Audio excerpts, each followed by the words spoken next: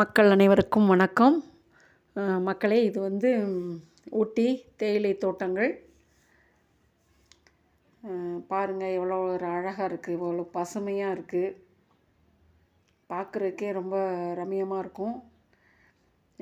இந்த ஊட்டி சாலைகள் 2 பக்கமுமே தேயிலை தோட்டமாக இருக்கும்.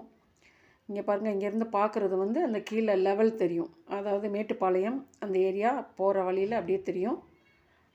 அதுக்கு மேலே வர வர தான் வந்து உங்களுக்கு எஸ்டேட் வரும். இதெல்லாம் பாருங்கள், எவ்வளோ அழகாக இருக்குது பார்க்குறதுக்கு. இதை நம்ம உள்ளே போய் பார்த்தா இன்னும் எவ்வளோ அழகாக இருக்கும் பாருங்கள். வெளியேருந்து எடுத்து அனுப்பியிருக்காங்க. அதுவே பாருங்கள் எவ்வளோ ஒரு அழகாக இருக்குது. பசுமை மட்டும்தான் தெரியுது. ஊட்டி உண்மையிலே ஒரு இளவரசி தான். ஏன்னா அங்கே தேயிலை அதிகம், அதனால் அது வந்து அதுக்கு ரொம்ப முக்கியத்துவமான ஏரியா தேயிலைக்காடு. ரெண்டாவது, ரோடுகள் ஃபுல்லாகவே பெரும்பாலும் குறுகலாக தான் இருக்கும். நம்ம கொடைக்கானல் பழனி ரோடு எப்படி இருக்கோ அதே மாதிரி தான் இருக்கும். சர்வலாகவும் இருக்கும். இங்கே பாருங்கள், இந்த காடு வந்து சர்வலாக இருக்குது பாருங்கள். பக்கத்தில் மலைகளை பாருங்கள். ஏன்னா அந்த மலையிலெல்லாம் விவசாயம் பண்ண முடியாது. ஆனால் அது எல்லாமே பட்டாக்காட்டுக்குள்ளே தான் வரும். நம்மக்கிட்ட நிறைய சேல்ஸுக்கு வந்திருக்கு ஊட்டியில். ஊட்டி, கோத்தகிரி, அப்புறம் கூடலூர் அந்த மாதிரி ஏரியாலெலாம் நிறையா சேல்ஸுக்கு வந்திருக்கு. கரெக்டான பையர் இருந்தால் கொடுக்குறதுக்கு பேசலாம். சும்மா மீடியேட்டர்களெல்லாம் நம்பி நம்ம இறங்கி செயல்பட முடியாது ஃப்ரெண்ட்ஸ். ஒரு 10-20 பேர் உள்ளே இருந்துக்கிட்டு சொதப்பி விட்ருவாங்க எல்லாத்தையும். டைரக்டர் ஓனர் தெரிஞ்சால் மட்டும்தான் நான் வந்து பேசுகிறதுக்கு முயற்சி பண்ணுவேன். அந்த மாதிரி இங்கே பாருங்கள் மலைகள். இதெல்லாம் எஸ்டேட்டுக்கு உள்ளே உள்ள மலைகள் தான் ஃப்ரெண்ட்ஸ். இந்த மலைகள் எல்லாமே அவங்களோட பட்டாக்காட்டுக்குள்ளே தான் வரும். இப்போ ஒவ்வொருத்தவங்களும் ஒரு 100 ஏக்கர்லேருந்து 1000 ஏக்கர் 500 ஏக்கர் அந்த மாதிரி வச்சுருப்பாங்க. அந்த மாதிரி இடத்துகளில் இந்த மலைகள் வந்து ஒரு 50 ஏக்கர் 100 ஏக்கர் இந்த மாதிரி இந்த மலைகள் கூட வந்துடும். இந்த மலைகள், காட்டு மரங்கள் எல்லாமே இருக்கும். ரோடு பாருங்கள், அப்படியே அந்த பக்கம் பள்ளமாக இருக்கும். ஒவ்வொரு இடத்துல தேயிலை எஸ்டேட் வந்து முன்னால் இருக்கும். இந்த ரோட்டுக்கு மேல் பக்கமும் தேயிலை எஸ்டேட்டு, ரோட்டு கீழ் பக்கமும் தேயிலை எஸ்டேட்டு. அதாவது ஒரு இடத்துல ரோடு லெவலாக போகும், ஆனால் கீழ்ப்பக்கம் பார்த்திங்கன்னா சர்வலாக போயிட்டுருக்கும் எஸ்டேட்டு. அந்த மாதிரி இருக்கும். பார்க்குறதுக்கே ரொம்ப அழகாக இருக்கும். ஊட்டியெல்லாம் போய் நல்லா என்ஜாய் பண்ண வேண்டிய இடம் ஊட்டி கண்டிப்பாக. நான் சின்ன பிள்ளையில் போயிருக்கேன் ஃப்ரெண்ட்ஸ் ஊட்டிக்கு. நான் ஒரு 17 வயசில் என்னோடய சிஸ்டர், என்னோடய கான்வெண்ட்டில் உள்ள படித்த சிஸ்டரோட அவங்க ஊர் வந்து ஊட்டி தான். அவங்க தனியாக போகிறாங்கன்னு என்னை துணைக்கு கூப்பிட்டு போனாங்க. கூப்பிட்டு போனப்போ ஏதோ ஒரு தேட்டரில் வந்து அப்போ தான் அமிதாப் பச்சனோட ஷான் படம் அப்படின்னு நினைக்கிறேன், அந்த படம் போட்டாங்க. அவங்க வீட்டில் சிஸ்டர் வரல, அவங்க வீட்டில் அவங்க அம்மா அக்காலாம் அந்த படத்துக்கு கூப்பிட்டு போனாங்க ஊட்டியில். அப்போல்லாம் ஊட்டி டெவலப் இல்லை. நான் சொல்கிறது வந்து 83ல் சொல்கிறேன். அவ்வளோ அந்த அளவுக்குலாம் ஓரளவுக்கு டெவலப் இருக்காது, இந்த மாதிரி இருந்துச்சு. இங்கே பாருங்கள், எஸ்டேட்டும் தெரியுது, அதே சமயம் அந்த லெவலும் தெரியுது பாருங்கள். அந்த லெவலில் இருந்தால் மலை ஏறி வரும். பாருங்கள் எவ்வளோ ஒரு பசுமையாக இருக்கும். இதில் என்னென்னா ஃப்ரெண்ட்ஸ், அட்டைகள் நிறையா இருக்கும். அந்த அட்டைகள் வந்து நம்ம ரத்தத்தை குடிச்சிரும்.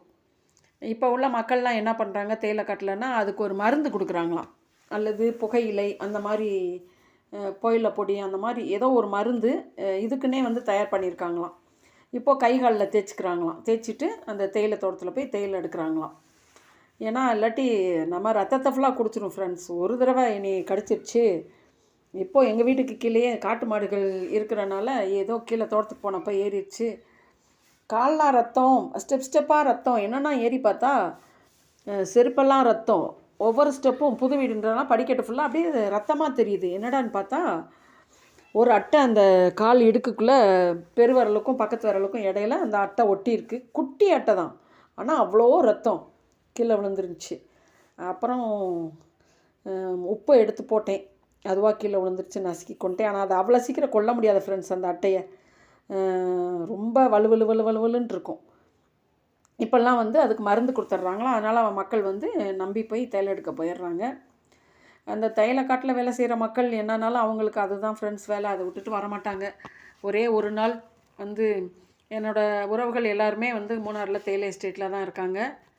ஒரு நாள் லீவுக்கு வருவாங்க, அந்த கேஸ் விஷயத்துக்கு வந்தாலும் விசாரணைக்கு வந்தாலும் ஒரு நாள் வருவாங்க. மூணாறுலேருந்து பார்த்திங்கன்னா இப்போ திண்டுக்கலுக்கா கொடைக்கானல்லாம் வர்றதுக்கு மினிமம் ஒரு 200 ரூபா தான் ஆகும். ஆனால் அவங்க இருக்க எஸ்டேட்லேருந்து அந்த பஸ் ஸ்டாண்டுக்கு வர்றதுக்கு போக 1000 ரூபா வர 1000 ரூபா அந்த வண்டிக்கு கொடுத்தாகணும். அப்போ பாருங்கள், பாவம் தானே, அவங்க எவ்வளோ கஷ்டப்படுவாங்க. அவங்க வந்து 10 நாள் சேர்த்து வைக்கிற சம்பளத்தை இந்த மாதிரி போக்குவரத்துக்கு கொடுக்கணும். அவ்வளோ கஷ்டப்படுறாங்க அப்படின்னு நான் சொல்லியிருக்கேன் உங்கள்கிட்ட. என் சித்தப்பா பெரியப்பா பிள்ளைங்க எல்லோரும் புருஷன் இல்லாமல் தேயிலைக்காட்டில் வேலை பார்க்குறாங்க. அவங்களுக்காக தான் நான் அந்த உண்மை சம்பவம் நடத்திக்கிட்டு இருக்கேன். அந்த கேஸ் வந்து நடந்துக்கிட்டு இருக்கு. இப்போ தான் எங்கள் கேஸ் வந்து ஃபைல் பண்ணியிருக்காங்க. அந்த அம்மாவுக்கு வந்து கையெடுத்து கும்பிடணும். இப்போ வந்திருக்க ஜட்ஜ் அம்மா பழனி கோர்ட்டுக்கு வந்திருக்கவங்க, அவங்களே இறங்கி என்னோடய பேப்பர் எடுத்து எங்களுக்கு நம்பர் போட்டாங்க, எங்கள் மேலே இறக்கப்பட்டு. அதனால் கடவுள் எங்களுக்கு கண்டிப்பாக, நான் சொல்லியிருக்கேன் உங்களுக்கு நிறையா இதில், எங்களுக்கு வந்து நீதி கிடைக்கும், கண்டிப்பாக நியாயம் கிடைக்கும். உண்மை ஒரு நாள் தோக்காது. எவ்வளோ லஞ்சம் கொடுக்கலாம் ஃப்ரெண்ட்ஸ், எவ்வளோ லஞ்சம் கொடுத்தாலும் வாங்கிக்குவாங்க. வாங்கிக்க ஆள் இருக்காங்க, வாங்கிட்டு தப்பு தப்பாக அதை எழுதி கொடுக்குறதுக்கு ஆள் இருக்காங்க. ஆனால் மேலே ஒருத்தர் இருக்கார்ல, அவருக்கு லஞ்சம் கொடுக்க முடியாது ஃப்ரெண்ட்ஸ்.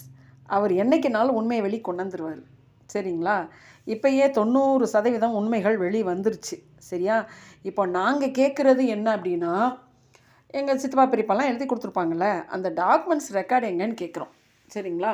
ஒரிஜினல் தாய் பத்திரம் எங்கே அப்படின்னு கேட்குறோம். அதனால் அந்த மாதிரி இப்போ வந்து போய்கிட்டு இருக்கு. அதனால் நான் அந்த உண்மை சம்பவத்தை இப்போ நான் உங்கள்கிட்ட சொல்கிறேன்ல ஃப்ரெண்ட்ஸ், அவர் என்ன பண்ணிடுறாரு, என்னோடய ஒவ்வொரு வார்த்தையும் வச்சு அவர் அதை ஒரு செட்டப் பண்ணிடுறாரு. அதனால தான் நான் அதை கொஞ்ச நாள் வீடியோ போடாமல் வச்சுருக்கேன். அதனால தான் உங்களுக்கு நேச்சுரல்ஸு மோட்டிவேஷன் மட்டும் போட்டுக்கிட்டு இருக்கேன். கண்டிப்பாக வெற்றி நிச்சயம், கண்டிப்பாக நம்ம ஜெயிப்போம், அதில் எந்த மாற்றமும் இல்லை ஃப்ரெண்ட்ஸ். இங்கே பாருங்கள், எனக்கு வந்து உங்கள்கிட்டே சொல்லியிருக்கேன், நேச்சுரல்ஸ் எனக்கு ரொம்ப பிடிக்கும். அதுவும் இயற்கைனா, அங்கே பாருங்கள், ஒரு இடத்துல வெயில் அடிக்குது, ஒரு இடத்துல வந்து மூட்டமாக அந்த நிழல், அந்த மலையோட நிழல் பாருங்கள், அந்த பக்கம் மூட்டமாக இருக்குது. இங்கெல்லாம் போங்க ஃப்ரெண்ட்ஸ், நீங்கள் ஊட்டி கொடைக்கானல் இந்த மாதிரி நான் சொன்னல தாண்டிக்குடி, கொடைக்கானல் வந்தீங்கன்னா வில்பட்டி போங்க. வில்பட்டி வந்து ஊருக்குள்ளே போகாதீங்க, சைடில் போய் நின்றுட்டு அந்த வியூவை பாருங்கள். அதே மாதிரி ஊட்டியில் இந்த மாதிரி இடத்துக்கெலாம் போங்க. நீங்கள் போகிற வழியிலே வந்து உங்களுக்கு நல்லா தெரியும். அது மாதிரி தாண்டிக்குடி போங்க. தாண்டிக்குடியெலாம் ரோட்டில் போனீங்கன்னாலே நீங்கள் இறங்கி அந்த மிளகு பறிக்கலான்ட்டே தான் இருப்பீங்க. அந்த மாதிரி கைப்படுற அளவுக்கு மிளகுகள் வந்து தொங்கிட்டுருக்கும் ஃப்ரெண்ட்ஸ். ஆனால் நம்ம பறிக்க மாட்டோம், ஏன்னா பாவம் விவசாயிகள். அதனால் அவங்களுக்கு நம்ம தொல்லை கொடுக்கக்கூடாது. அவங்க அந்த உழைப்பை நம்பியிருக்காங்க, தொல்லை கொடுக்கக்கூடாது. இங்கே பாருங்கள், ரோட்டுக்கு மேலேயும் எஸ்டேட்டு, கீழே எஸ்டேட்டு. பார்க்குறதுக்கே ரொம்ப ரம்மியமான அழகு வாய்ந்த இந்த ஊட்டி மலைத்தொடர். இந்த மலைத்தொடரில் உங்களுக்கு யாராவது நிலம் வேணும் அப்படின்னா 1 ஏக்கர்லேருந்தே இருக்குது. 1 ஏக்கர்லேருந்து இருக்குது, காட்டேஜஸ் இருக்குது, எல்லாமே இருக்குது, ஃப்ளாட்டுக இருக்குது. யார் என்ன கேட்டாலும் நீங்கள் சொல்லுங்கள். இப்போ வந்து நான் வந்து கொஞ்ச நாளாக வந்து பேர பிள்ளைங்களை வளர்க்கணுன்றதுக்காக கொஞ்சம் ரியல் எஸ்டேட் பண்ணாமல் இருந்தேன். இப்போ அவங்களுக்கு கொஞ்சம் வளர்ந்துட்டாங்க, எல்லாம் ஸ்கூலுக்கு போக ஆரம்பிச்சிட்டாங்க. அதனால் வீட்டிலே இருக்க போர் அடிக்குது ஃப்ரெண்ட்ஸ். அதனால் ஏதாவது ஒரு பிஸ்னஸ் பண்ணணும் அப்படின்னு ஒரு முடிவு பண்ணி பழையபடி நான் ஏற்கனவே ரியல் எஸ்டேட் மெம்பராக இருக்கேன். அதனால் நான் பழையபடி ரியல் எஸ்டேட் ஆரம்பிச்சிட்டேன். கண்டிப்பாக நம்ம நேர்மையாக போகிறவங்களுக்கு ஒரு இடம் முடித்தா கூட போதும் ஃப்ரெண்ட்ஸ். நாங்கள் வந்து யாரையும் கொள்ளையடிக்கணும், இங்கிட்ட அடித்து அங்கிட்டு கொடுக்கணும் அப்படின்லாம் நினைக்க மாட்டோம். நேர்மையாக செல்லரையும் பையரையும் ஒன்றா உட்கார வச்சு பேச வச்சுருவோம். எங்களுக்கு என்ன கமிஷனோ அது போதும், அந்த மாதிரி தான் நாங்கள் பேசுவோம். அதை விட்டுக்கிட்டு இந்த மீடியேட்டருங்க ஒரு சிலர் வந்து அவங்களா எல்லாம் ஒரு இதையும் எடுத்துக்கிட்டு அது நமக்கு பெரிய டென்ஷன் ஆகும் ஃப்ரெண்ட்ஸ். அதனால் நான் இடம் இருக்குதுன்னு சொன்னோன்னே ஓனர் அவங்களுக்கு தெரியுமான்னு தான் கேட்பேன். ஏன்னா ஓனரை டைரெக்டாக நமக்கு தெரியாது. இப்போ அந்த ஏரியா வாட்ச்மேன் மூலியமாகவோ அந்த மேனேஜர் மூலியமாகவோ தான் நமக்கு தெரியும். அதனால் ஓனருக்கு முன்னால் ஒருத்தவங்க இருப்பாங்க, அவங்களுக்கு தெரிஞ்சவங்க எத்தனையோ பேரை கூட இருக்கலாம். ஆனால் ஓனர் டைரெக்டாக தெரியணும், ஓனர்கிட்ட நம்ம பேசணும், அந்த மாதிரி இருக்கணும்.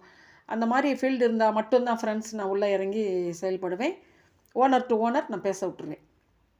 இந்த உள்ள வெளியே அந்த மாதிரியெல்லாம் நமக்கு பிடிக்காது. நேர்மையாக பிஸ்னஸ் பண்ணணுன்னு நினைக்கிறோம், ஆனால் நேர்மையாக பண்ணுறவங்களுக்கு ரொம்ப தூரம் பிஸ்னஸ் நடக்காது ஃப்ரெண்ட்ஸ். ஆனால் ஒன்று நடந்தாலும் அது வந்து பெரிய சக்ஸஸாக இருக்கும். அதனால் நம்பிக்கையை எப்பயுமே இழந்துடக்கூடாது. அதுதானே நம்மளோட தைரியம். அதனால் நம்பிக்கையாக இருக்கேன். கண்டிப்பாக எந்த பிஸ்னஸும் அது ஒன்று நடக்கும். உங்களுக்கு தெரிஞ்சவங்க கிட்டேலாம் என்னோடய சப்ஸ்கிரைபர்கள் உங்கள் தெரிஞ்சவங்களுக்கு யாருக்காவது லேண்ட் வேணும்னா ஊட்டியில் வேணுனாலும் சரி, கொடைக்கானலில் வேணுனாலும் சரி, வேறு எந்த ஏரியாவில் வேணுனாலும் சரி, சென்னையில் வேணுனாலும் சரி இருக்குது. சொல்லுங்கள், எந்தெந்த லெவலில் வேணுமோ சொல்லுங்கள். சரிங்களா? அங்கங்கே ஆள் இருக்காங்க, ஃப்ரெண்ட்ஸ் லிங்க் இருக்காங்க. நான் உங்களுக்கு வந்து நம்பிக்கையான ஆளாக வந்து நான் அனுப்பி வச்சுருவேன். செல்லரும் பையரையும் பேச விட்ருவேன். இங்கே பாருங்கள் ஃப்ரெண்ட்ஸ், எவ்வளோ அழகாக இருக்குன்னு. இடையிலலாம் ரோடு போகும்.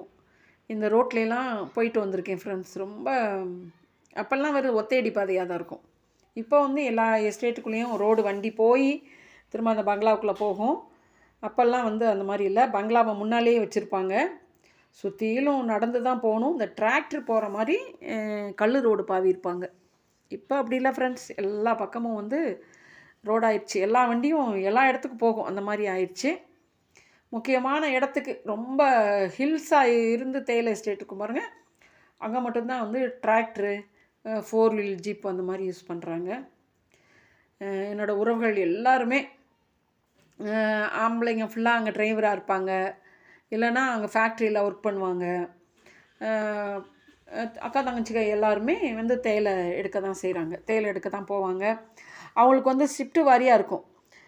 காலையில் 6 மணிலேருந்து 2 மணிக்கு ஒரு ஷிஃப்ட்டு, 2 மணிக்கு போனால் நைட்டு 10 மணிக்கு தான் வருவாங்க. அந்த மாதிரி அதே மாதிரி ஆம்பளைகளுக்கும் காலையில் 6 மணிக்கு போனால் ஒரு 2 மணிக்கு வீட்டுக்கு வந்துடுவாங்க. 2 மணிக்கு போனாங்கன்னா நைட்டு 10 மணிக்கு வருவாங்க. நைட்டு 10 மணிக்கு போனாங்கன்னா மறுநாள் காலையில் 10 மணிக்கு தான் வருவாங்க.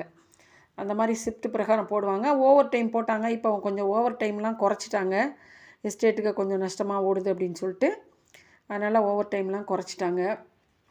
இந்த இயற்கை எழில் கொஞ்சம் இயற்கைகளை நம்ம பார்த்து ரசித்து பசி ஆர்வம், உண்மையிலே பசி வராது. இந்த கொண்டை ஊசி வளைவுகள்ன்றது இங்கே பாருங்கள் ஃப்ரெண்ட்ஸ், எல்லாம் கொடைக்கானல்லையும் எடுத்துக்கிட்டோம். நம்ம அதாவது டம்டம்பாறை ரோட்டில் வந்து கொடைக்கானல் டு டம்டம்பாறை ரோட்டில் போனோம்னா கொண்டை ஊசி வளைவு ரொம்ப வராது, 1 2 தான் வரும். ஆனால் பழனி ரோட்டில் இதே மாதிரி தான் ஃப்ரெண்ட்ஸ் வரும். பழனி ரோட்டில் கிட்டத்தட்ட 18 19 கொண்டை ஊசி வளைவுகள் இருக்குது. சரிங்களா? நான் ஏற்கனவே உங்களுக்கு சொல்லியிருக்கேன். அதில் எத்தனை பெண்டில் உங்களுக்கு என்னென்ன ஆக்சிடென்ட் நடந்திருக்குன்னு உங்களுக்கு நான் சொல்லியிருக்கேன். இந்த பெண்டுகள்லாம் வந்து ரொம்ப பயமாக இருக்கும் ஃப்ரெண்ட்ஸ். இதுக்கு கீழே வந்து தேயிலை காடே இருந்தாலுமே கீழே வந்து கிட்டத்தட்ட அடுத்த ரோடுக்கு போனால் கிட்டத்தட்ட ஒரு 1000 அடி பள்ளமாக இருக்கும். அந்த மாதிரி இருக்கும். இந்த ரோடு இங்கே திரும்ப இதுக்கு கீழே தான் வரும். அந்த மாதிரி வந்து தான் லெவலுக்கு போகும். அதனால் இந்த கொண்டை ஊசி வளைவுகள்லாம் பார்க்குறதுக்கே வந்து வண்டி, அதாவது ஓட்டுநர்கள் தான் கவனம். அந்த ஓட்டுநர்கள் தான் நமக்கு வந்து கடவுள் அப்படின்ற மாதிரி நம்ம வந்து எப்பயுமே அவங்களுக்காக ப்ரேயர் பண்ணணும். ஒவ்வொரு வாகனமும் சரி, நான் வண்டியில் ஏற்றும் போதும் சரி, இறக்கும் போதும் சரி, நான் யோசிப்பேன். ஒவ்வொரு ஓட்டுநர்களுக்காகவும் நான் வந்து ஜெபிப்பேன். ஏன்னா அத்தனை உயிர்களும் அந்த ஓட்டுநர்கள் கரங்களில் தான் இருக்குது. சரிங்களா? ஒருத்தர் குடிச்சிட்டோ இல்லை தன்னுடைய நினைப்பு மாற்றியோ ஒரு சின்ன தவறு பண்ணிட்டா கூட நம்ம வந்து அத்தனை பேர் காலி தான். அதனால் ஓட்டுநர்கள் கவனத்திற்காக கண்டிப்பாக நம்ம ஜெபம் பண்ணோம். ஓட்டுநர்களுக்கு நல்வாழ்த்துக்கள் சொல்லணும். இந்த மாதிரி ஏரியாலெலாம் பாருங்கள் எவ்வளோ ஒரு அழகாக, அதாவது ஸ்டெப் பை ஸ்டெப்பாக இருக்கும் ஃப்ரெண்ட்ஸ். எஸ்டேட் வந்து இப்படி ஏறி திரும்ப பள்ளத்துக்குள்ளே அங்கேனா ஒரு ஓடை வரும் ஃப்ரெண்ட்ஸ், திரும்ப ஏறும், திரும்ப ஒவ்வொரு இடத்துல ஓடையும் இருக்காது, ஆனால் வரும், நிறைய ஓடைகள் வரும். இந்த மாதிரி பள்ளத்துக்குள்ளே ஓடைகள் நிறையா இருக்கும். நான் சொன்னேன்ல தாண்டிக்குடி, அந்த மாதிரி எஸ்டேட் பள்ளங்கள் எல்லா பள்ளத்துலேயுமே பாறையிலேருந்து தண்ணி ஊறி வரும். பாறைகள் இருந்தாலே தண்ணி ஊறி வரும், தண்ணி ஓடி வரும். அப்புறம் இந்த ஒரு 500 கிலோமீட்டருக்கு முன்னால் உள்ள தண்ணி ஒவ்வொரு எஸ்டேட் வழியாக ஓடி ஓடி, ஏன்னா ரோட்டில் நான் மெயின் ரோட்டில் பார்த்ததே இல்லை அந்த ஆறுகளை. அந்த புல்லாவெளி போனதுக்கப்புறம் தான், தாண்டிக்குடி புல்லாவெளி போனதுக்கப்புறம் தான் அந்த ஆறு ரோட்டுக்கு வரதே பார்த்தேன். மற்ற எல்லா எஸ்டேட்டுக்குள்ளேயும் அந்த ரிவர் வந்து வந்துக்கிட்டே இருக்குது. அந்த புல்லாவெளி வரும்போது தான் அது வந்து அந்த காம்பவுண்டை விட்டு வெளியே வந்து கிட்டத்தட்ட ஒரு நான் பார்த்தது ஒரு 2 கிலோமீட்டர், அதுக்கப்புறம் திரும்ப எங்கள் பஸ்ஸு திரும்பிடுச்சு, ஒரு 2 கிலோமீட்டர் அளவுக்கு வந்து அந்த ரோட்லேயே அந்த ஆறு போச்சு. அந்த மாதிரி ஒரு கண்கொள்ளா காட்சி. அதெல்லாம் ரோட்டில் புல்லாவெளி ஆறுன்னு சொல்கிறோம், ஆனால் கொடைக்கானலில் சில்வர் ஃபால்ஸை விட பெரிய ஆறு அது. ஆனால் ரோட்டில் ஒரு ரிவீட்மெண்ட் கூட போடல ஃப்ரெண்ட்ஸ், ரோடு மட்டமாக போட்டிருக்காங்க. அதுலேருந்து பார்த்தா அந்த பக்கம் சைடில் பார்த்தா வண்டி விட்டாங்கன்னு வச்சுக்கோங்க, அவ்வளோதான். பெரிய மலையெல்லாம் வந்து வண்டி பஸ்ஸு விழுந்தா கூட தப்பிச்சுக்கிறோம், சின்ன வண்டியெல்லாம் வச்சா தண்ணி அடிச்சுட்டு போயிடும். ஒரு சின்ன திட்டு கூட கட்டலை ஃப்ரெண்ட்ஸ், அப்படியே டேப்பராக போட்டிருக்காங்க. அது ஏன் இப்படி பண்ணியிருக்காங்கன்னு தெரியல. தேங்க்ஸ் ஃபார் வாட்சிங்.